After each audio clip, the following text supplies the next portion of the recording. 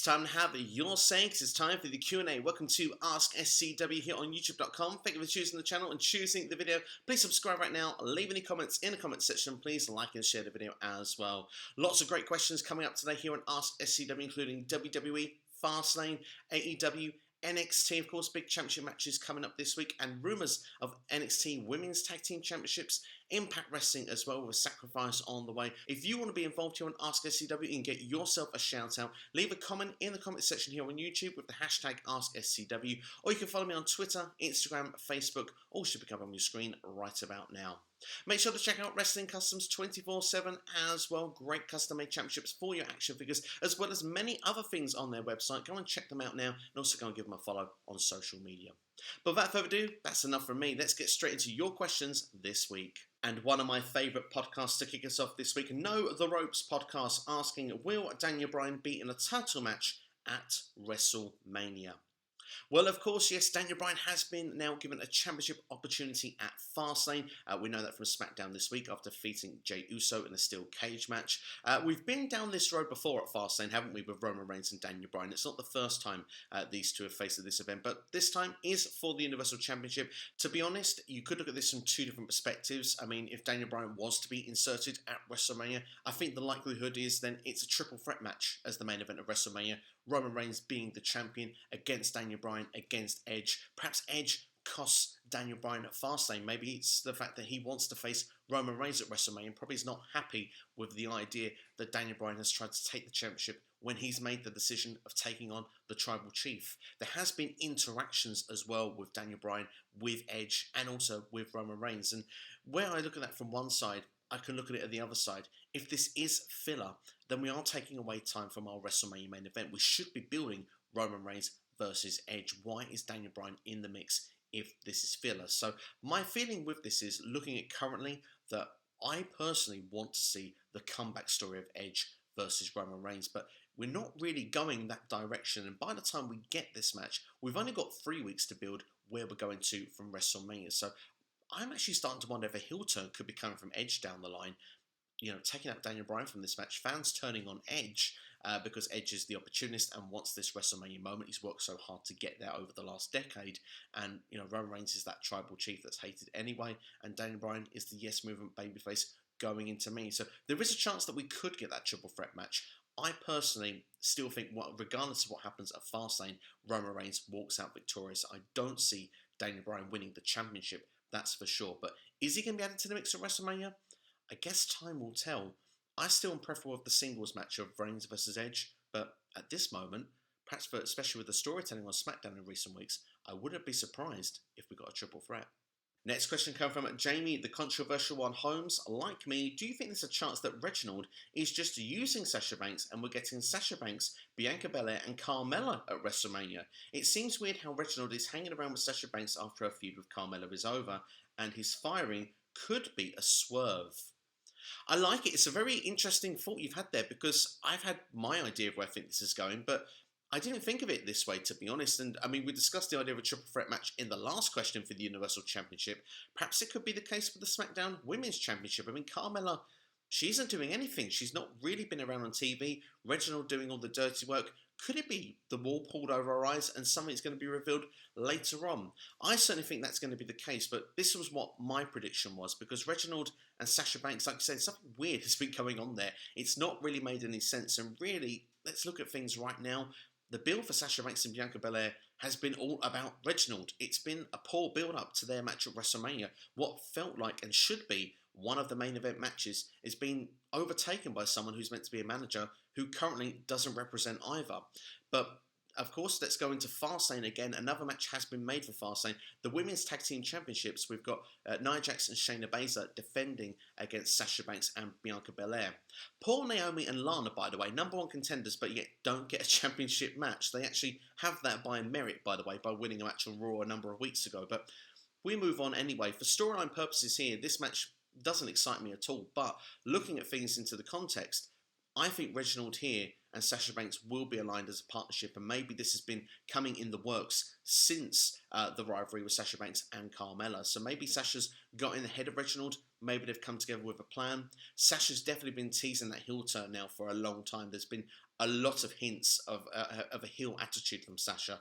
So I kind of feel that they will partner up at Fastlane, and I think they'll cost Bianca Belair this match. This is, in my opinion, how it should have been booked at Elimination Chamber. That's how I think it's going to go down at Fastlane. But as a swerve and as an idea, it's pretty decent. I like it. It definitely would be something that would be taking a lot of people by surprise. I personally wouldn't see it coming.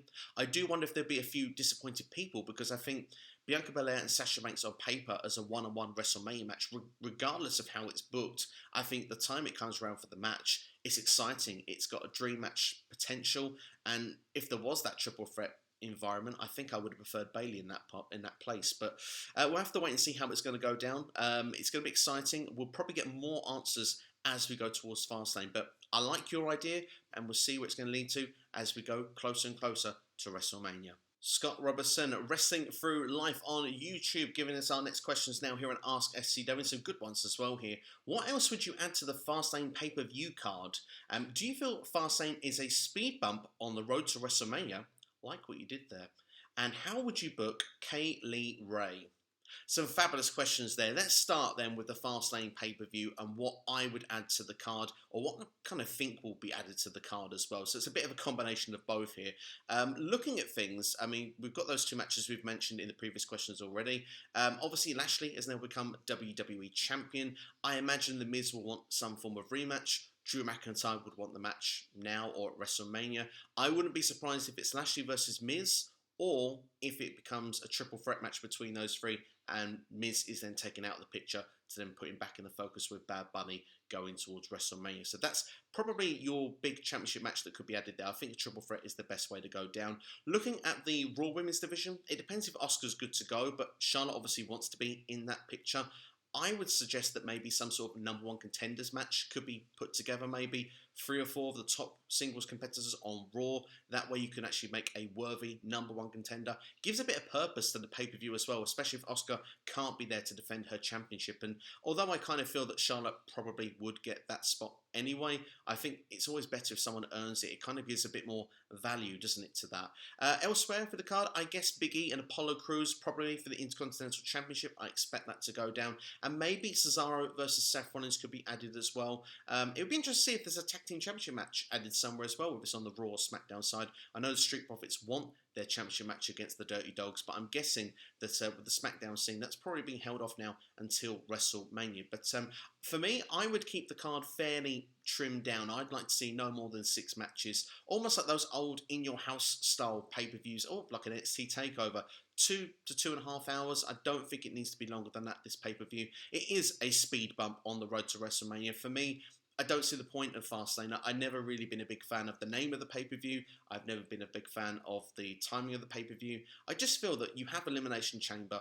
I don't see why we have to have an extra pay-per-view in between that. It just makes things seem so far away and so messy on the build to WrestleMania, because people, you know, Edge and Bianca Belair, they went for, you know, to call their champions of who they're going to face. Then there's another pay-per-view in between. Just, I don't know, you want to have a good, clear direction of what your WrestleMania matches are going to be, with enough time and enough build.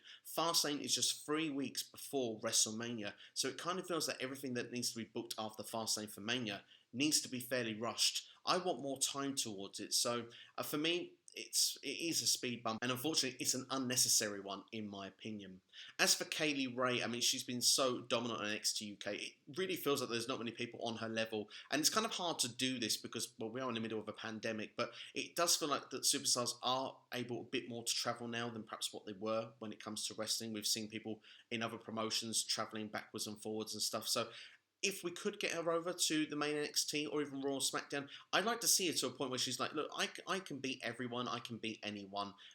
There's no one left for me here in NXT UK. I'm going to prove myself in other places, because I think there's many dream matches you could have with her, and I think now she's almost outgrowing NXT UK at this point. I mean, sometimes we've seen people actually drop or just forfeit their championships to move on to the next level. I don't really want to see that. I want someone to get the rub off beating her at some point for that championship, perhaps from the NXT UK division. There's so many great talents in there as well that could do with that, because it's a very strong division. But for her herself, I think we need to start looking to see where we can get some of these next big matches for her, because I mean, before she was coming over to the main NXT quite a bit before the pandemic started. She was a part of War Games not too long ago either, which was quite fun to see. So yeah, I'd like to see that at some point down the line. But yeah, we need to book some challenges that are going to be on her level as well. So that's something that NXT UK really needs to focus on, is getting someone that's on her level to then go and take that championship to really get the rub. So then hopefully at some point we can move Kaylee Ray onto the main NXT, or perhaps even to Raw or SmackDown, because for me, she's that good. Next question comes from Kobe Talks, who's also on YouTube, by the way. How would you change up the WWE pay-per-view schedule? Fantastic question, this one. And actually, this is a video I've wanted to make for a long time, so I'm really pleased this question has come in. And I'm going to throw it up on your screen right now of what I would do. Looking at things, obviously, we would keep the main ones as usual. Royal Rumble in January. We'd have WrestleMania. I've put it down as March. Because of the fact that usually it's end of March, start of April. Of course, SummerSlam in August and Survivor Series are a given. But looking at things, as we said earlier on, I would ditch Fastlane. I don't see the point of it. I'd have one pay-per-view in between the Royal Rumble and WrestleMania. And I think Elimination Chamber, as much as I'm not a big fan of the gimmick pay-per-views really, this one is like the one that I kind of really like still, and its placement also, because if you've not won the Royal Rumble, this should be the placement to determine your number one contender for the other championship, and also perhaps your champion that's not been, you know, having to defend that championship currently at WrestleMania. That is the placeholders where those matches should be in place, because you then have to go through this Elimination Chamber to get your position at WrestleMania. It kind of does make sense that it's one of the most grueling structures to do so. So I quite like the fact that Elimination Chamber is there in February. I've gone for Backlash as the one that's after WrestleMania. As someone that's been a fan for a long time, traditionally, Backlash was always one of my favourite ones. That was the event after WrestleMania. I know we've had the other pay-per-views like Payback and stuff like that, but for me, Backlash has always just felt like the one. There's been so many great Backlash matches over the years as well. So for me, it's tradition for me. I like it in April. I want to see it there. Money in the Bank I've put in May, because recently it's going closer and closer towards just being after WrestleMania. And of course last year I think it was the pay-per-view after WrestleMania. So for me, I would put it in May. I think it kind of is a nice placeholder as well. It's a good place to have the ladder matches also. I would bring in Cyber Sunday for June, because I think interactively, I think this pay-per-view was ahead of its time when it was brought back in the mid-2000s. But right now, I think with Twitter and everything like that with social media, I think WWE should use it more to their advantage. I mean, they have their own network as well. I know that that's changing to Peacock, but still, they can use ways to get people involved with this. And of course, usually more than not, a lot of the match stipulations were made so that we were meant to lean in one direction. But at the same time, I really liked this pay-per-view back in the day, and I really think that it should be brought back now in 2021. So I personally would love to see it.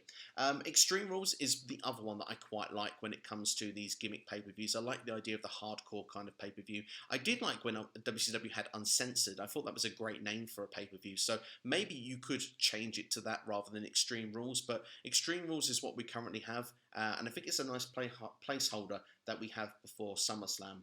After SummerSlam, again, I've gone for, there's many pay-per-view names that I like, but I've gone with No Mercy just because I was quite a fan when it was brought back a few years ago. It was kind of sad to see it go away again. So yeah, No Mercy for me is kind of a good one. It's my favourite wrestling game of all time as well on the N64 back in the day. So yeah, it should still have its place on the pay-per-view calendar in my opinion. For October, I've brought in Halloween Havoc. Because of the fact that, well, I mean, it's October, it's Halloween, it's that spooky time of year. NXT did a great job when they brought it in last year. For me, I want to see it on the main roster. I think we'd have more opportunities of having those creative stages, and that's what I like as well. It's one of the reasons I brought Backlash and Cyber Sunday in. Those stages were quite creative the way they were done. I want new settings and sets when we go to these shows, just to break them up a little bit. So for me, that's definitely one that I would like to see in there. And as I said, there were the gimmick ones like Hell in a Cell, TLC. It takes away the purpose of when those matches are kind of supposed to be throughout the year. You know that you're going to get it once, and whatever feud is going on at the time, that's the one that's thrown in it. It's much more impactful when it gets to somewhere in April or even, you know, December or whatever, and it's like that feud's got that far, it's time for Hell in a Cell. Do you know what I mean? I think that is a much more purposeful kind of way of using it. The same with the ladder match as well. We've got it for Money in the Bank. Do we need another one for TLC? We could just throw it sparingly when it's needed throughout the year. Survivor Series said is in November, and my purpose for that as well is that we'd have the traditional Survivor Series matches. I think there could be some fun new matches you could add for Survivor Series with a Survivor stipulation. I also think it's a great place to bring in King of the Ring and Queen of the Ring. I know a lot of people love the idea of King of the Ring and should be back as a pay-per-view. I do agree to an extent, but the fact that, you know, if it's King of the Ring, what about the Queen of the Ring? So Survivor Series has that purpose for me. I think you could do that, build your King and Queen of WWE, and they could then be, you know, allocated championship matches at the Royal Rumble, and that way that's almost kickstarts your road to WrestleMania, and you actually kicking it off from November. You get a bit more long-term thinking going on with this idea. Last but not least, Starrcade, and I know it's a WCW classic, but for me, Starrcade, it is synonymous. It's a big thing of the wrestling calendar. I mean, it goes all the way back to 1983. WWE have used it as house shows, but I really think that we should take some of the legacy from that and bring it into today's market as a pay-per-view. I really think it'd be fun. I think you could make it a spectacle. Maybe it could be a great place as well to announce your main Hall of Famer for WrestleMania the following year, because it's got that much lineage to it. I don't know. There could be many fun things you could do with it. I think that as a pay-per-view calendar seems quite good. And as well as that, I mean, yes, I've gone for 12 pay-per-views. I'm sure some people will be saying to me right now, look, we don't need that many pay-per-views a year. I can see the point of view, but I've been, you know, conditioned from WWE since 1995 that there's a pay-per-view every month, and I've seen it work very, very well and successfully. I like the fact that NXT, you know, AEW, they have their just a few shows a year.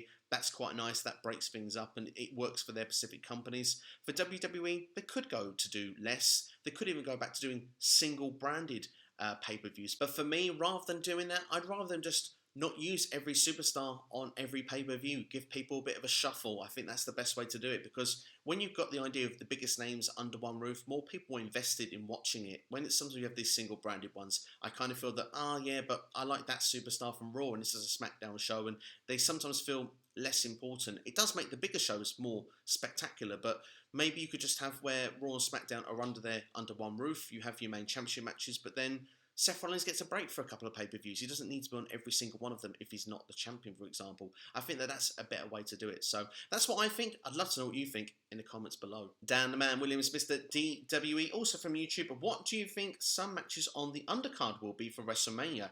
For DWE, he reckons Seth versus Cesaro, Jimmy versus Jey Uso, I like the sound of that, Orton versus The Fiend, and Sheamus versus Drew. Some great choices there. I do agree with a couple of them.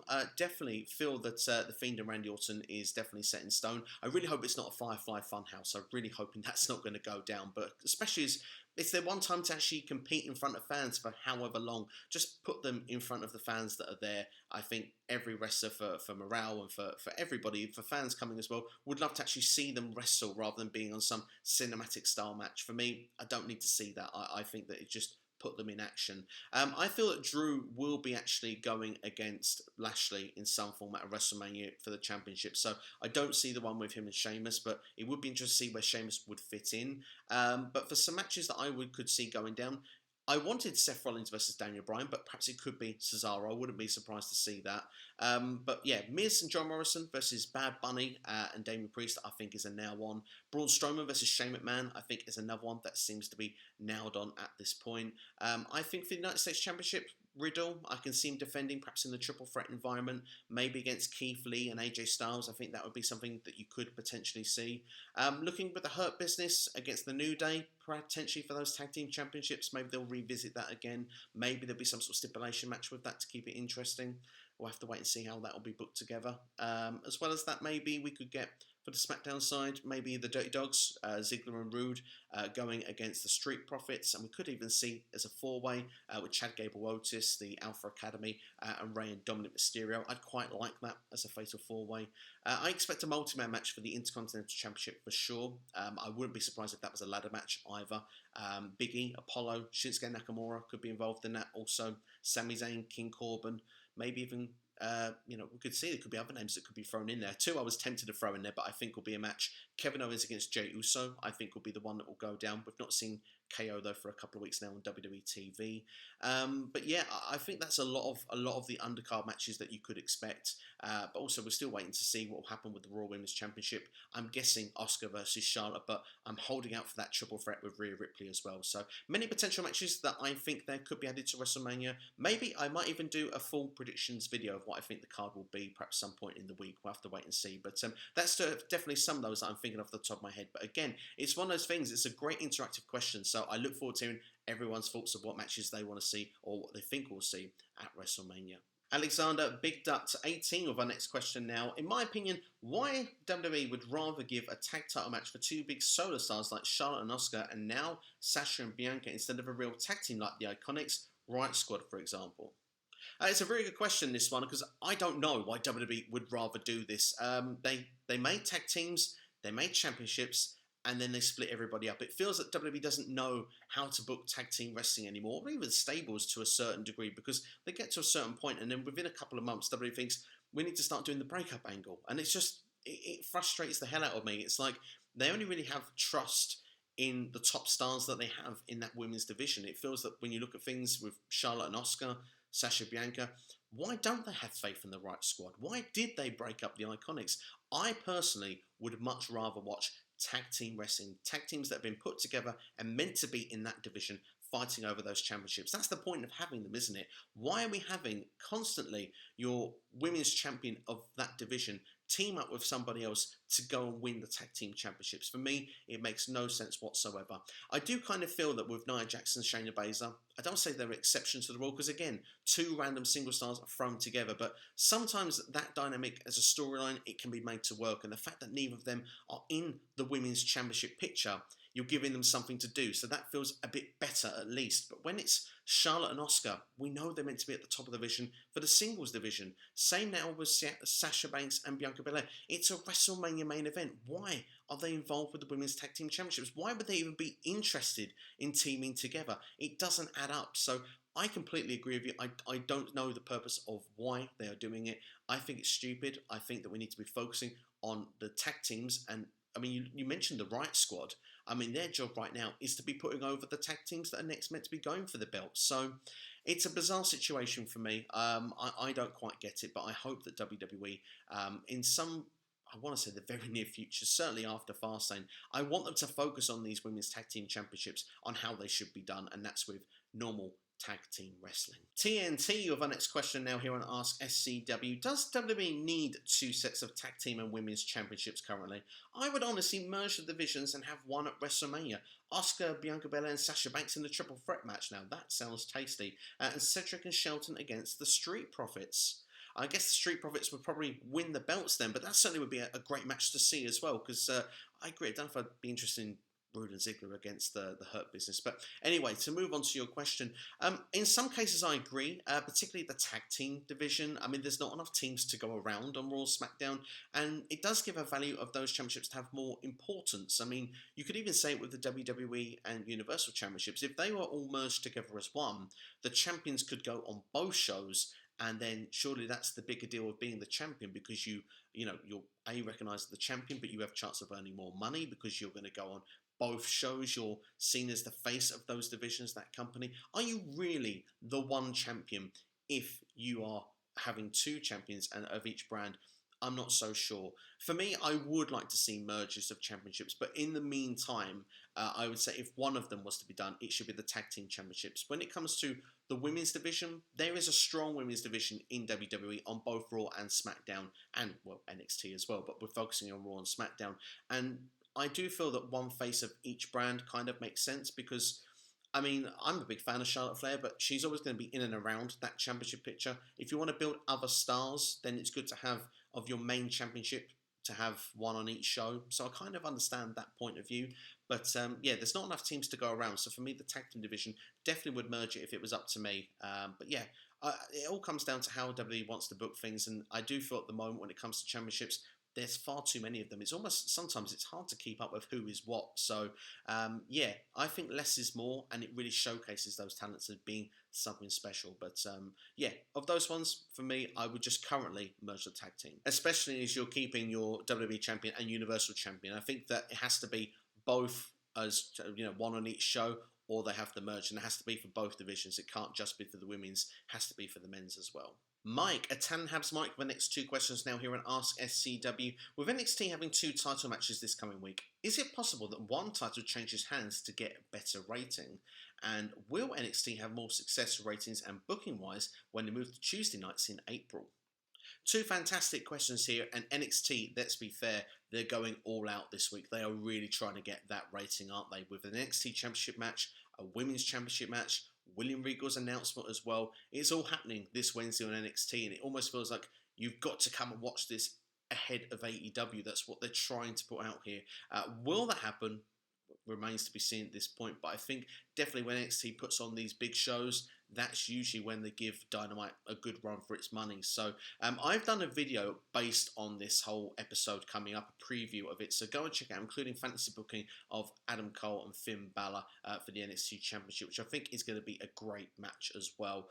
Just to say, I think one championship will change hands on Wednesday. It feels like a change is needed with, to be fair, with both of those belts, but with the rumoured upcoming takeover that's supposed to be taking place on potentially 2-night takeover on, of course, April the 7th and April the 8th. Maybe there could be proper changes going on down there. So it'll be interesting what's going to happen, but I think Adam Cole is the most likely to walk away as the new champion this upcoming week on NXT, if one is going to. But of course, as well, with the potential rumoured change as well, of going to Tuesday nights, I think they will have much better success in the ratings. I don't think that it will take very long. I think it's nice for, AEW, NXT fans, if you like both shows, you haven't got to flick through both channels, you haven't got to prioritise one over the other. There is 2 quality, great wrestling shows that are going to be different nights that people can go and check out, because NXT is a great wrestling show and it deserves more eyes watching that each and every week. And before, when they did go on Tuesdays, they had success by doing so. So I think they will be quite much successful. I think NXT will definitely go up to 850, 900,000 viewers, maybe even by the end of the year might flirt towards getting to the 1 million mark. I think AEW overnight is going to hit 1 million. I really do. I think they're at that point where I feel that they're there, and they're going to hit the 1 million each and every week going forward. They are slowly building as a brand, and I think now without the competition of NXT, they will benefit. And let's be fair, I mean, there was, 1.4, 1.5 or something like that million viewers checking out, Wednesday Night Wrestling. Let's hope all of them want Tuesday Night Wrestling. The only one you've got to feel sorry for in this is Impact Wrestling, because of course that probably will suffer for them with their ratings if the NXT is going on at the same time. But the only thing with booking wise with NXT, if it's just me, and I'll touch on this very quickly, NXT for me, you can argue, lost its identity from when they went to USA Network, when they went to a 2-hour show, when they went against AEW, head-to-head against AEW, going in Survivor Series, beating Raw and SmackDown. It weren't the things that NXT represents. It's the next generation. It's the breeding ground. It's now a brand. It's now the 3rd brand in WWE. It's on the levels of Raw and SmackDown. It's got more urgent booking than what it did previously. It was all about slow, long-term building storylines that everything built towards these takeovers. And in the last year and a half, it's all been about what can we do to counteract and stop AEW from getting higher ratings. So I want NXT to go back to what its roots were. I think NXT Evolve is what's going to bring that. I think that's what's really the developmental going to be NXT going forward. But, I mean, we've got this NXT, and there's some fantastic wrestlers, fantastic storylines. I'm enjoying NXT on a weekly basis, and I do think it's going to thrive much better on Tuesday nights going forward. Noob and Kova, next questions for us now. With Raw and SmackDown's women's divisions lacking in the heels and faces, which superstars from both brands would you turn? Will NXT have a new championship? And who is the mysterious signing at AEW Revolution? Is it a male or female? Some great questions for us there. With some people that could turn face and heel on the shows for Raw and SmackDown. On Raw, for me, I mean, Charlotte Flair does the best work as a heel, but I feel WWE wants to keep her as a face for now. I think Asuka could do with the turn. I think that would be quite a refreshing change of direction for the character. I personally would like to see that, certainly with one of them going into WrestleMania. I feel the face versus face thing. I like face versus face, but I think there should have been Sasha and Bianca. I feel that's going down a different direction. So one of them should turn heel, in my opinion, Charlotte or Asuka. I think Asuka is probably the one that would do so, but Charlotte does do the better work as a heel. Nikki Cross is one I think I would definitely turn heel because of the fact that she's being overlooked. What's going on with Nikki Cross? I just don't understand it each and every week. I personally will want to see a bit of something different there from her to get her back onto TV. I'd bring Mia Yim, Reckoning, if you want, out of Retribution and have her as a babyface. I think that would work quite well, quite refreshing dynamic for the women's division on Raw also. As for SmackDown, Sasha Banks is turning heel, so we do need another babyface somewhere. It's hard to find who would be the right fit for it, because I quite like Natalya in her tag team right now with Tamina, but Natalya feels like probably the most established star that could turn babyface to kind of fill out the gap on the SmackDown side. So maybe someone needs to be called up from NXT for that side. But Carmella could be another one that could turn babyface, but at the same time, she's not been so long into this gimmick, so I'm quite happy to see how it's going to play out, especially with the stuff now she's broken away from Reginald. More importantly, I just wanted to get time on TV, if I'm being brutally honest. As for new championships, there are rumoured that we're going to get some NXT Tag Team Championships. Now, of course, if you checked out my video on NXT, which I mentioned in the last question yesterday, you already will know this, but of course, I'm not a fan of that idea of it coming in, the Women's Tag Team Championships. Just have them with Raw and SmackDown still. It makes so much more sense. It would have been a great way to actually have NXT superstars win those championships and be able to go to Raw and SmackDown and showcase themselves and actually break through to the audience this way, because it would have been like a part-time basis. If they got over well enough when they lost the championships, someone like Dakota Kai and Raquel Gonzalez, for example, they could have made themselves, but they can't be ignored. Needs to be on Raw, SmackDown, or they have the championship run, they lose it, they just go back to NXT. It would have worked so much better for me. So for me, I'm not a fan of this championship idea, although the women's division in NXT is absolutely stacked, and maybe they've got more women that's going to be coming onto TV. Maybe it's something that we just don't see at the moment, but see something going forward, and maybe that could be quite interesting. As for the mysterious name, we're going to be touching on this in with the next question as well, but what I can confirm is Tony Khan has said it is male. It is going to be a male, someone that's under 50 years old, and someone that will be able to wrestle, and it's one of Tony Khan's favourite wrestlers. So interested to see who it's going to be. Do I know who it's going to be? No, I do not, but we're going to speculate more as we go now into the next question. And that question comes from Dylan Ketchum. With reports coming out about Christian, if he leaves WWE, do you think he's going to be the sign that Paul White's been mentioning? Well, as I said there, I don't know who it's going to be, but what I am going to say is I'm very excited about the prospect of who it will be. Again, I have done a video on this and have given my official prediction, but Christian wasn't someone that I mentioned in the video, and there was a reason that I didn't mention him in the video.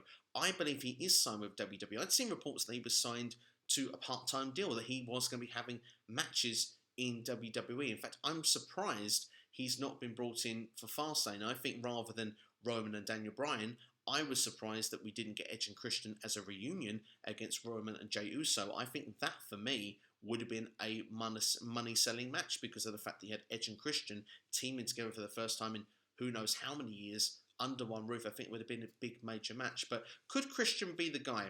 If he's not signed to WWE, I think he would be probably the best that AEW should bring in the door, because he would be of the right age. He can still wrestle. He's shown himself in the Royal Rumble. He can still go, and I think he would offer a lot to AEW. So Christian Cage, if that was the case, I would say it would be an amazing signing. But he isn't my prediction. But there's been teases from Kurt Angle in the last 24 hours as well. And I will say, although Kurt Angle, he is a Hall of Famer, at the same time, Kurt Angle, the way he left and had his last match at WrestleMania 35 against Baron Corbin, I don't think he was overly happy about that. Certainly many fans were not happy about that. That's not the way I think many want to see Kurt Angle go out. Could you imagine if he came to AEW, had matches with Kenny Omega and Hangman Page and people like that, and Kurt's got himself in such incredible shape as well, could do a part-time schedule.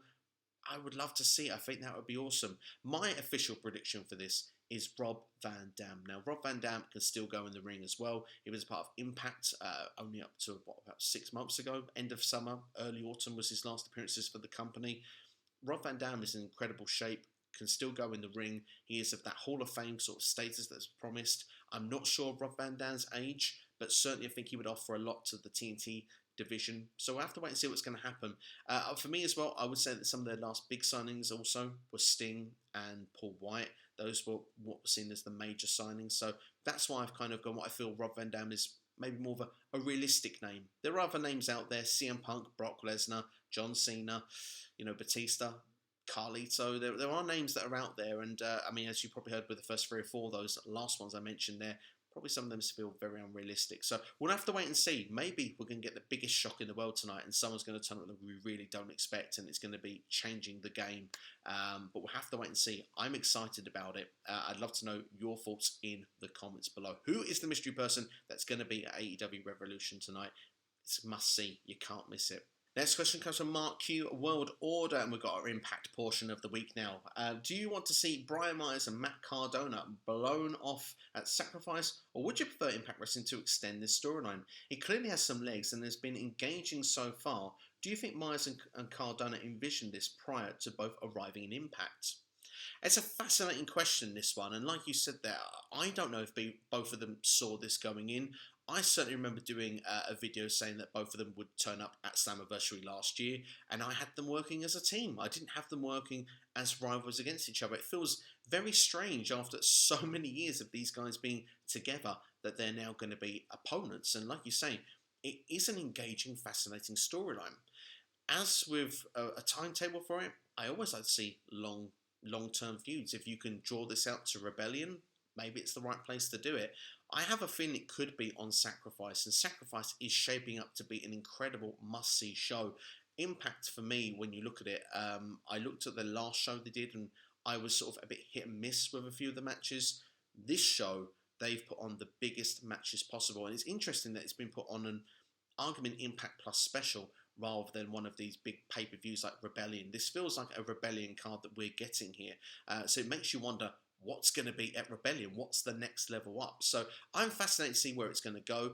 I did not see how this was going to play out, like you said, when they both came in. I'm sure neither of them did, but maybe both of them thought, hey, this is a great idea. Maybe we should work with this, because Brian Myers has been doing some of the best work of his career since going heel and becoming the most professional wrestler. I'm really enjoying the character he's got.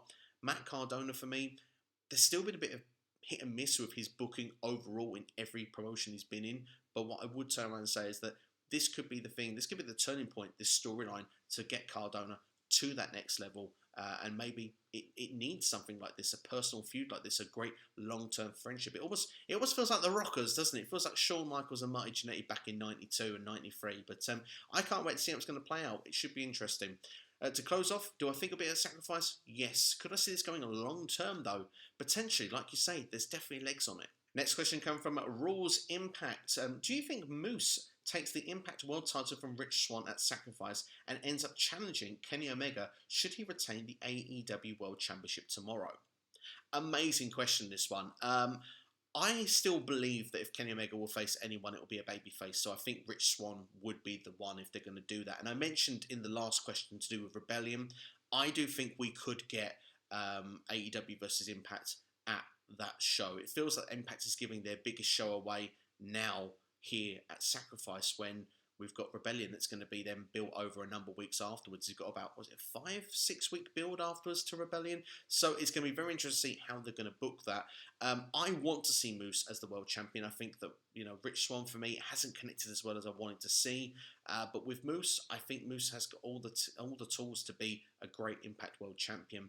I do feel as well that if he was carrying both belts, like you say, maybe you'd want to go after the AEW champion. That Forbidden Door is open.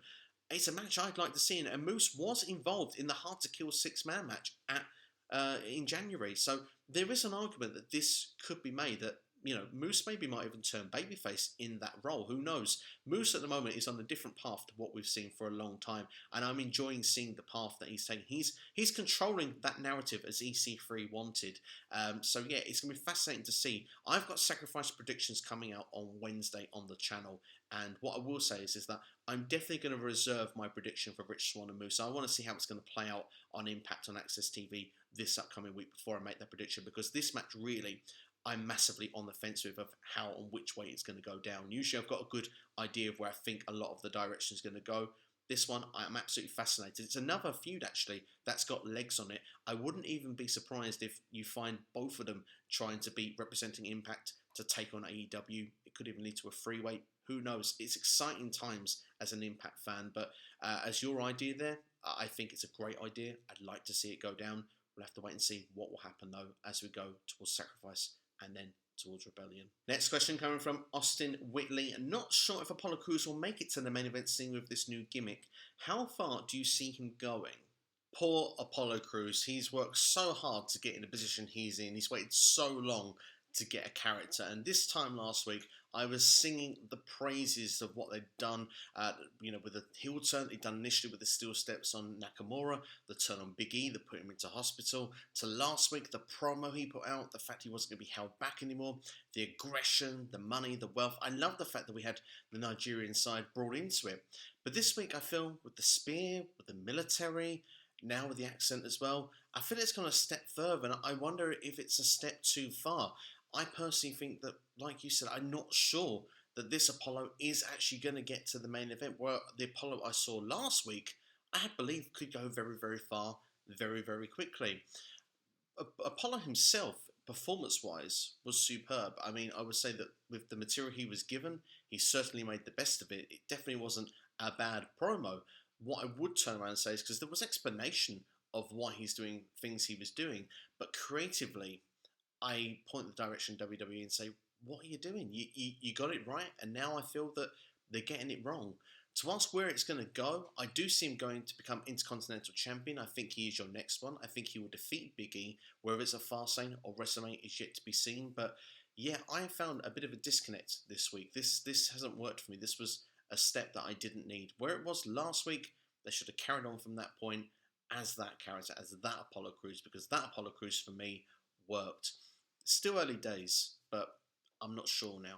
Jonesy Chats Wrestling is with us next time here on SCW. Go and check out, by the way, the SmackDown review. Me and George doing SmackDown review, Raw review each and every week. And of course, I've got a playlist as well, so I'm throwing them in there as well. So you can do it from this channel, or better yet, just go to the Jonesy Chats Wrestling, hit that subscribe button on his channel right now. Fantastic content he's got. He's asking me, who would you add to Retribution to try and improve them, and for what reason? It's a very difficult question because, honestly, I think we've got to a point now with Retribution. I think we need to break them up. I know George and I actually spoke about this on numerous occasions, and I can see people like Mia Yim, Dajkovic could actually be successful on Raw under their normal gimmicks. I'm not sure that T-Bar and Reckoning is quite cutting the mustard at this particular point. But if we're going to do this, I actually would say still do the breakup. I think Dabba-Kato could be someone that could work quite well as Ali's right-hand man, because I mean, Ali could do Retribution on his own. I think that he's got enough hate and feel he's been held back, and enough, venom in WWE to just go for it solo. But with someone like Dabba-Kato, who was destroying everyone in Raw Underground, yes, he did get beaten by Braun Strowman, but let's try and forget that for the minute. Dabba-Kato was presented as a monster. It could almost be like an almost type character for Ali. I even am going really outside the box here with this, but in featuring of Raw Underground, wouldn't it be interesting if in the feud of Braun Strowman and Shane McMahon, that all of a sudden Retribution comes to getting a bit of a feud with Braun Strowman, because Shane McMahon is kind of leading the chase here to actually help Retribution out, because he perhaps sympathises with them being held back. He's not been around for a while himself. Of course, he was taken off TV, I think, in around some of the picture where this was going on. So this could be quite interesting if they were to kind of go that dynamic. So maybe Shane McMahon would be an interesting way, because with a McMahon, there's a chance that they will try and make a storyline or a stable or something work. But yeah, I mean, if you're going to ask my brutal honest opinion of what I would do, I would just disband the group. But to try and find pieces to try and make it work, maybe there was one or two little elements, someone like Dabba-Kato, Shane McMahon, maybe that would help it. I don't know. I mean, especially with Dabba-Kato, because he's not been on TV for so long. He was being built as that guy, wasn't he, in Raw Underground? And then that kind of went off, and he's not been seen since. Yes, he's meant to have gone down to NXT, but we've not seen him there either. So that definitely would be one that I would suggest. Last question this week coming from Jofo in the Ring. What are your thoughts on Canadian wrestling scouting, and why isn't there more than there is? This is a really good question, but unfortunately, I'm not sure I'm the right person to be asking it to, because unfortunately, I'm halfway around the world, so I'm not really so clever of what's going on with the Canadian wrestling scene, especially from an independent standpoint. What I would say is that there is a lot of great Canadian wrestlers in and amongst many different companies within the wrestling community. You look at WWE, of course, we mentioned Edge, Christian, Kevin Owens, Sami Zayn, Bobby Roode involved on their AEW. We've got, Kenny Omega, Chris Jericho, and I'm sure there's some others there as well that are escaping me off the top of my head. Impact Wrestling, there are quite a few Canadian talents in there as well, including Eric Young, Josh Alexander. You know, the list does go on. I think Impact Wrestling actually has quite a few of the people from the Canadian independent wrestling scene coming in, making their name forth, and then they tend to go on to bigger and better things. So, I mean, there are people out there. It's probably difficult right now as well, scouting-wise. I mean, we are in the middle still of a global pandemic, so there's probably not as much potential to do scouting right now, but there are great wrestlers there, and it's trying to find that next level for tomorrow. Of course, back in the day, you know, there was perhaps not as many companies, and a lot of the great Canadian wrestling talents were under, you know, WWF, WCW, ECW, and that was your core area. But you know, I'd like to think that it's quite good, but maybe there should be more. Unfortunately, I can't give you a better answer than that, I'm afraid. I wish I could, I really do. But maybe there are some people that are a bit more knowledgeable around the Canadian wrestling scene that are watching this video, and maybe they could drop their thoughts and comments in the comments below, because that certainly would be a fascinating topic that I definitely would love to learn more about. But that's all from me anyway. Thank you for watching Ask SCW as always. Hope you've enjoyed the Q&A. Like I say, drop comments in the comments below about any of the topics we've touched on today. Look forward to interacting with you. AEW predictions are available for you if you haven't seen them already. Of course, Revolution is tonight. Multiple videos on Revolution as well. Who will be the mystery person coming in? And also NXT videos as well. 5 WWE superstars that should go back to NXT, and also the big preview also for NXT. You know, this upcoming Wednesday with, of course, fantasy booking included from Finn Balor versus Adam Cole. Videos to look forward to going forward this week. Tomorrow, AEW Revolution, the review show, will be coming up on here, as well as that on through the week Wednesday to keep an eye out for Impact Wrestling Sacrifice predictions. So those are the main things to look out for, and I really am hoping to give us an SCW interviews as well later at some point next week. But that's all from me. Thank you for watching. Take care. Have yourselves a great day. Thank you as always for watching. Please like, share, subscribe. Make sure to let your friends know about it as well. And I'll see you guys next time.